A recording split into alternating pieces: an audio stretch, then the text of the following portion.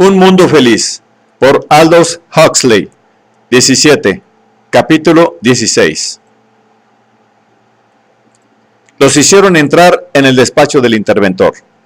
Su fordería bajará enseguida, dijo el mayordomo Gama, y los dejó solos. Helmholtz se echó a reír. Esto parece más una recepción social que un juicio, dijo, y se dejó caer en el más confortable de los sillones neumáticos. Ánimo, Bernard, agregó, al advertir el rostro preocupado de su amigo. Pero Bernard no quería animarse. Sin contestar, sin mirar siquiera a Helmholtz, se sentó en la silla más incómoda de la estancia, elegida cuidadosamente con la oscura esperanza de aplacar así las iras de los altos poderes. Entretanto, el salvaje no cesaba de agitarse. Iba de un lado para otro del despacho, curioseándolo todo, sin demasiado interés. Los libros de los estantes, los rollos de cinta sonora y las bobinas de las máquinas de leer colocadas en sus orificios numerados. Encima de la mesa, junto a la ventana, había un grueso volumen encuadernado en sucedáneo de piel negra, en cuya tapa aparecía una T muy grande estampada en oro. John lo cogió y lo abrió. Mi vida y mi obra, por nuestro Ford. El libro había sido publicado en Detroit por la Sociedad para la Propagación del Conocimiento Fordiano. Distraídamente lo hojeó, leyendo una frase acá y un párrafo acullá, y apenas había llegado a la conclusión de que el libro no le interesaba cuando la puerta se abrió, y el interventor mundial residente para la Europa Occidental entró en la estancia, con paso vivo. Mustapha Mond estrechó la mano de los tres hombres, pero se dirigió al salvaje. De manera que nuestra civilización no le gusta mucho, Mr. Salvaje, dijo. El salvaje lo miró. Previamente había tomado la decisión de mentir, de bravuconear o de guardar un silencio obstinado. Pero, tranquilizado por la expresión comprensiva y de buen humor del interventor, decidió decir la verdad, honradamente. No. Y movió la cabeza. Bernard se sobresaltó y lo miró, horrorizado. ¿Qué pensaría el interventor? ¿Ser etiquetado como amigo de un hombre que decía que no le gustaba la civilización? Que lo decía abiertamente y nada menos que al propio interventor, era algo terrible. Pero John, empezó. Una mirada de Mustapha Mond lo redujo a un silencio abyecto. Desde luego, prosiguió el salvaje, admito que hay algunas cosas excelentes. Toda esta música en el aire, por ejemplo. A veces 1 millar de instrumentos sonoros zumban en mis oídos, otras veces son voces. El rostro del salvaje se iluminó con súbito placer. ¿También usted lo ha leído?, preguntó. Yo creía que aquí, en Inglaterra, nadie conocía este libro. Casi nadie. Yo soy uno de los poquísimos. Está prohibido, ¿comprende? Pero como yo soy quien hace las leyes, también puedo quebrantarlas. Con impunidad, Mr. Marx, agregó, volviéndose hacia Bernard, cosa que me temo usted no puede hacer. Bernard se hundió todavía más en su desdicha. ¿Pero por qué está prohibido?, preguntó el salvaje. En la excitación que le producía el hecho de conocer a un hombre que había leído a Shakespeare, había olvidado momentáneamente todo lo demás. El interventor se encogió de hombros. Porque es antiguo. Esta es la razón principal. Aquí las cosas antiguas no nos son útiles, aunque sean bellas, especialmente cuando son bellas. La belleza ejerce una atracción, y nosotros no queremos que la gente se sienta atraída por cosas antiguas. Queremos que les gusten las nuevas. Pero si las nuevas son horribles, estúpidas, esas películas en las que solo salen helicópteros y el público siente como los actores se besan. John hizo una mueca. Cabrones y monos. Solo en estas palabras de Otelo encontraba el vehículo adecuado para expresar su desprecio y su odio. En todo caso, animales inofensivos, murmuró el interventor, a modo de paréntesis. ¿Por qué, en lugar de esto, no les permite leer Otelo? Ya se lo he dicho, es antiguo. Además, no lo entenderían. Si esto era cierto, sí, esto era cierto. John recordó cómo se había reído Helmholtz ante la lectura de Romeo y Julieta. Bueno, pues entonces, dijo tras una pausa, algo nuevo que sea por el estilo de Otelo y que ellos puedan comprender. Y esto es lo que ustedes nunca escribirán, dijo el interventor, porque si fuese algo parecido a Otelo, nadie lo entendería, por más nuevo que fuese. Y si fuese nuevo, no podría parecerse a Otelo. ¿Por qué no? Sí, ¿por qué no?, repitió Helmholtz. También él olvidaba las desagradables realidades de la situación. Lívido de ansiedad y de miedo, solo Bernard las recordaba, pero los demás le ignoraban. ¿Por qué no? Porque nuestro mundo no es el mundo de Otelo. No se pueden fabricar coches sin acero y no se pueden crear tragedias sin estabilidad social. Actualmente el mundo es estable. La gente es feliz, tiene lo que desea y nunca desea lo que no puede obtener. Está a gusto, está a salvo, nunca está enferma, no teme la muerte, ignora la pasión y la vejez. No hay padres ni madres que estorben, no hay esposas ni hijos, ni amores excesivamente fuertes. Nuestros hombres están condicionados de modo que apenas pueden obrar de otro modo que como deben obrar. Y si algo marcha mal, siempre queda el soma. El soma que usted arroja por la ventana en nombre de la libertad, Mr. Salvaje. La libertad. El interventor soltó una carcajada. Suponer que los deltas puedan saber lo que es la libertad y puedan entender Otelo, pero muchacho. El salvaje guardó silencio un momento. Sin embargo, insistió obstinadamente. Otelo es bueno. Otelo es mejor que esos filmes del Sensorama. Claro que sí, convino el interventor, pero este es el precio que debemos pagar por la estabilidad.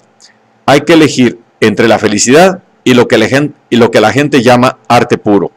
Nosotros hemos sacrificado el arte puro y en su lugar hemos puesto el Sensorama y el órgano de perfumes. Pero no tiene ningún mensaje. El mensaje de lo que son, el mensaje de una gran cantidad de sensaciones agradables para el público. Los argumentos han sido escritos por algún idiota. El interventor se echó a reír. No es usted muy amable con su amigo Mr. Watson, uno de nuestros más distinguidos ingenieros de emociones. Tiene toda la razón, dijo Helmholtz, sombríamente, porque todo esto son idioteces. Escribir cuando no se tiene nada que decir. Exacto, pero ello exige un ingeniero enorme. Usted logra fabricar coches con un mínimo de acero, obras de arte a base de poco más que puras sensaciones. El salvaje movió la cabeza. A mí todo esto me parece horrendo. Claro que no lo es. La felicidad real siempre aparece escuálida por comparación con las compensaciones que ofrece la desdicha. Y, naturalmente, la estabilidad no es, ni con mucho, tan espectacular como la inestabilidad. Y estar satisfecho de todo no posee el hechizo de una buena lucha contra la desventura, ni el pintoresquismo del combate contra la tentación o contra una pasión fatal o una duda. La felicidad nunca tiene grandeza. Supongo que no, dijo el salvaje, después de un silencio. Pero ¿es preciso llegar a cosas tan horribles como esos mellizos? Son horribles, pero muy útiles. Yo veo que no le gustan nuestros grupos de Bokanovsky, pero le aseguro que son los cimientos sobre los cuales descansa todo lo demás. Son el giróscopo que estabiliza el avión cohete del Estado en su incontenible carrera. Más de una vez he preguntado, dijo el salvaje, ¿por qué producen seres como estos, siendo así que pueden fabricarlos a su gusto con esos espantosos frascos? ¿Por qué, si se puede conseguir, no se limitan a fabricar alfas doble más? Mustafa Mond se echó a reír. Porque no queremos que nos rebanen el pescuezo, contestó. Nosotros queremos en la felicidad y la estabilidad. Una sociedad de alfas no podría menos de ser inestable y desdichada. Imagine una fábrica cuyo personal estuviese constituido íntegramente por alfas, es decir, por seres individuales no relacionados, de modo que sean capaces, dentro de ciertos límites, de elegir y asumir responsabilidad. Imagíneselo, repitió. El salvaje intentó imaginarlo, pero no pudo conseguirlo. Es un absurdo. un hombre decantado como alfa, condicionado como alfa, se volvería loco si tuviera que hacer el trabajo de un semienano épsilon, o se volvería loco o empezaría a destrozarlo todo. Los alfas pueden ser socializados totalmente, pero solo a condición de que se les confíe un trabajo propio de los alfas. Solo de un épsilon puede esperarse que haga sacrificios épsilon, por la sencilla razón de que para él no son sacrificios, se hallan en la línea de menor resistencia. Su condicionamiento ha tendido unos raíles por los cuales debe correr. No puede evitarlo, está condenado a ello de antemano.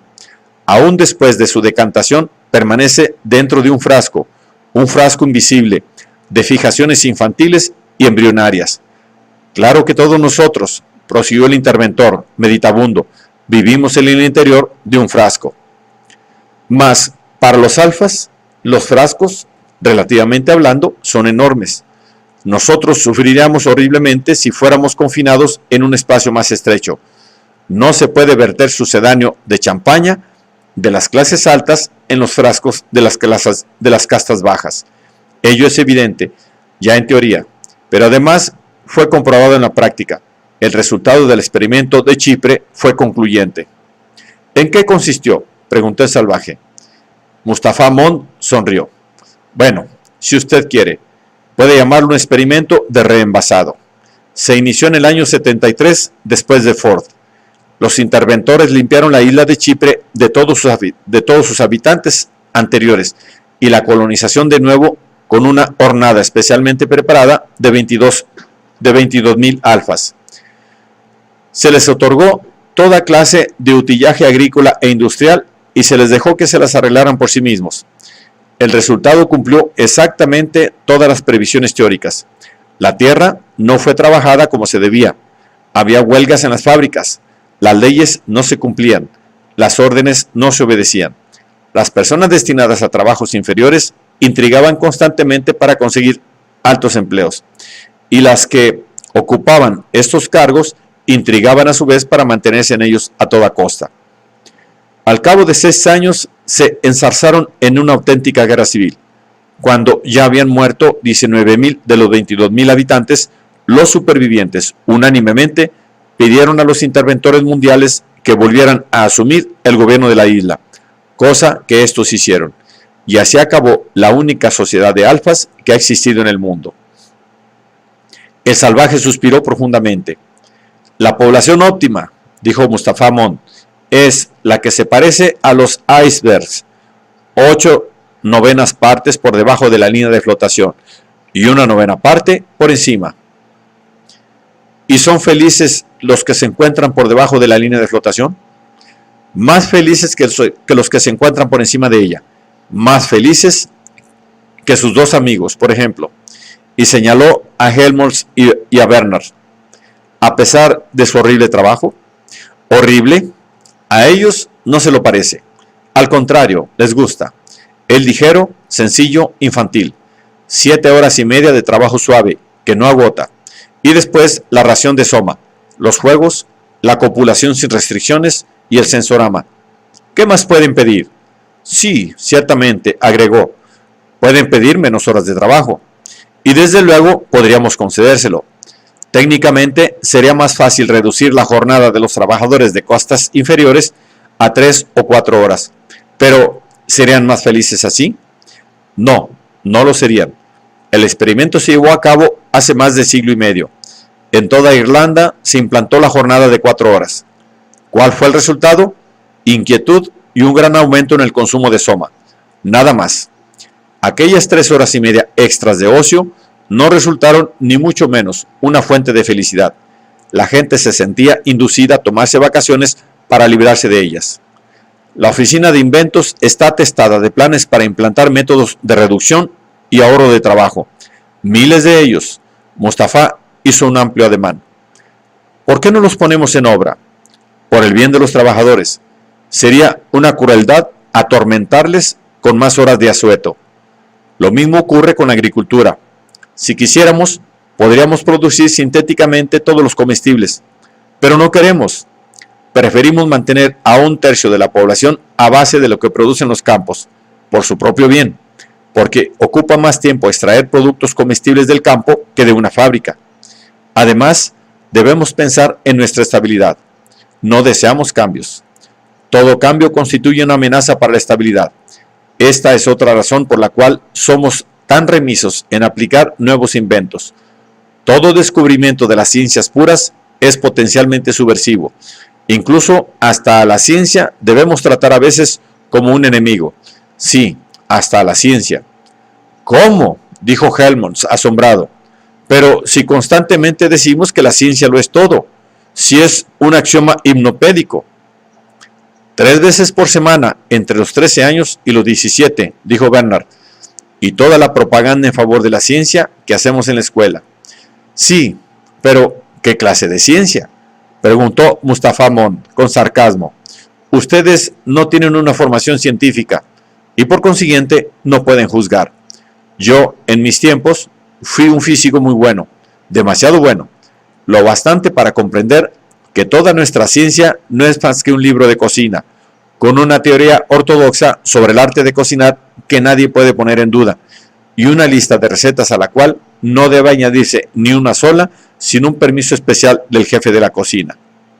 Yo soy actualmente el jefe de cocina, pero antes fui un joven e inquisitivo pinche de cocina, y empecé a hacer algunos guisados por mi propia cuenta. Cocina heterodoxa, cocina ilícita, en realidad un poco de auténtica ciencia. Mustafa Mond guardó silencio. ¿Y qué pasó?, preguntó Helmholtz Watson. El interventor suspiró. Casi me ocurrió lo que va a ocurrirles a ustedes, jovencitos. Poco faltó para que me enviaran a una isla. Estas palabras galvanizaron a Bernard, quien entró súbitamente en violenta actividad. ¿Que van a enviarme a mí a una isla?, saltó de su asiento. Cruzó el despacho a toda prisa y se detuvo, gesticulando ante el interventor. Usted no puede desterrarme a mí. Yo no he hecho nada. Fueron los otros. Juro que fueron los otros. Y señaló acusadoramente a Helmholtz y a Salvaje. Por favor, no me envíe a Islandia. Prometo que haré todo lo que quieran. Deme otra oportunidad. Empezó a llorar. Le digo que la culpa es de ellos, sollozó. A Islandia no, por favor, su fordería, por favor. Y en un paroxismo de abyección, cayó de rodillas ante el interventor. Mustafa Mond intentó obligarle a levantarse, pero Bernard insistía en su actitud rastrera. El flujo de sus palabras manaba, inagotable. Al fin, el interventor tuvo que llamar a su cuarto secretario. Trae 3 hombres, ordenó, y que se lleven a Mr. Marx a un dormitorio, que le administren una buena vaporización de soma y luego lo acuesten y lo dejen solo. El cuarto secretario salió y volvió con 3 criados mellizos, de uniforme verde. Gritando y sollozando todavía, Bernard fue sacado del despacho. Cualquiera diría que van a degollarle, dijo el interventor, cuando la puerta se hubo cerrado.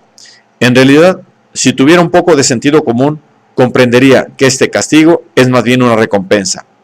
Le enviarán a una isla, es decir, le enviarán a un lugar donde conocerá al grupo de hombres y mujeres más interesantes que cabe encontrar en el mundo. Todos ellos personas que por una razón u otra han adquirido excesiva conciencia de su propia individualidad para vivir en comunidad. Todas las personas que no se conforman con la ortodoxia, que tienen ideas propias. En una palabra, personas que son alguien. Casi le envidio, Mr. Watson. Helmholtz se echó a reír. Entonces, ¿por qué no está también usted en una isla? Porque, a fin de cuentas, preferí esto, contestó el interventor. Me dieron a elegir, o me enviaban a una isla donde hubiese podido seguir con mi ciencia pura, o me incorporaban al consejo del interventor, con la perspectiva de llegar en su día a ocupar el cargo de tal. Me decidí por esto último, y abandoné la ciencia. Tras un breve silencio agregó, de cuando en cuando echo mucho de menos la ciencia. La felicidad es un patrón muy duro, especialmente la felicidad de los demás. Un patrón mucho más severo, si uno no ha sido condicionado para aceptarla. Que la verdad, si uno no ha sido condicionado para aceptarla, que la verdad. Suspiró, recayó en el silencio y después prosiguió, en tono más vivaz. Bueno, el deber es el deber. No cabe prestar oído a las propias preferencias. Me interesa la verdad, amo la ciencia, pero la verdad es una amenaza y la ciencia un peligro público. Tan peligroso como benéfico ha sido. Nos ha proporcionado el equilibrio más estable de la historia. El equilibrio de China fue ridículamente inseguro en comparación con el nuestro. Ni siquiera el de los antiguos matriarcados fue tan firme como el nuestro. Gracias, repito, a la ciencia. Pero no podemos permitir que la ciencia destruya su propia obra. Por eso limitamos tan escrupulosamente el alcance de sus investigaciones. Por eso estuvo a punto de ser enviado a una isla. Solo le permitimos tratar de los problemas más inmediatos del momento. Todas las demás investigaciones son condenadas a morir en ciernes. Es curioso, prosiguió tras breve pausa, leer lo que la gente que vivía en los tiempos de nuestro Ford escribía acerca del progreso científico. Al parecer, creían que se podía permitir que siguiera desarrollándose indefinidamente sin tener en cuenta nada más. El conocimiento era el bien supremo, la verdad el máximo valor. Todo lo demás era secundario y subordinado. Cierto que las ideas ya empezaban a cambiar aún entonces. Nuestro Ford mismo hizo mucho por trasladar el énfasis de la verdad y la belleza a la comodidad y la felicidad. La producción en masa exigía este cambio fundamental de ideas. La felicidad universal mantiene en marcha constante las ruedas, los engranajes. La verdad y la belleza no. Y, desde luego, siempre que las masas alcanzaban el poder político, lo que importaba era más la felicidad que la verdad y la belleza. A pesar de todo, todavía se permitía la investigación científica sin restricciones. La gente seguía hablando de la verdad y la belleza como si fueran los bienes supremos. Hasta que llegó la guerra de los 9 años. Esto les hizo cambiar de estribillo. ¿De qué sirven la verdad, la belleza o el conocimiento cuando las bombas de Anthrax llueven del cielo? Después de la guerra de los 9 años, se empezó a poner coto a la ciencia. A la sazón, la gente ya estaba dispuesta hasta a que pusieran coto y regularan sus apetitos. Cualquier cosa con tal de tener paz. Y desde entonces no ha cesado el control. La verdad ha sido perjudicada, desde luego, pero no la felicidad. Las cosas hay que pagarlas. La felicidad tenía su precio, y usted tendrá que pagarlo, Mr. Watson. Tendrá que pagar porque le interesaba demasiado la belleza. A mí me interesaba demasiado la verdad, y tuve que pagar también. Pero usted no fue a una isla, dijo el salvaje, rompiendo un largo silencio. Así es como pagué yo, eligiendo servir a la felicidad, la de los demás, no la mía. Es una suerte, agregó tras una pausa, que haya tantas islas en el mundo. No sé cómo nos las arreglaríamos sin ellas. Supongo que los llevaríamos a la cámara letal. A propósito, Mr. Watson, ¿le gustaría un clima tropical? ¿Las Marquesas, por ejemplo? ¿O Samoa? ¿Acaso hay algo más tónico? Helmut se levantó de su sillón neumático. Me gustaría un clima pésimo, contestó. Creo que se debe describir mejor si el clima es malo. Si hay mucho viento y tormentas, por ejemplo. El interventor asintió con la cabeza. Me gusta su espíritu, Mr. Watson. Me gusta muchísimo, de verdad. Tanto como lo desapruebo oficialmente. Sonrió. ¿Qué le parecen las islas Falkland? Sí, creo que me servirán, contestó Helmut. Y ahora, si no le importa, iré a ver qué tal sigue el pobre Bernard.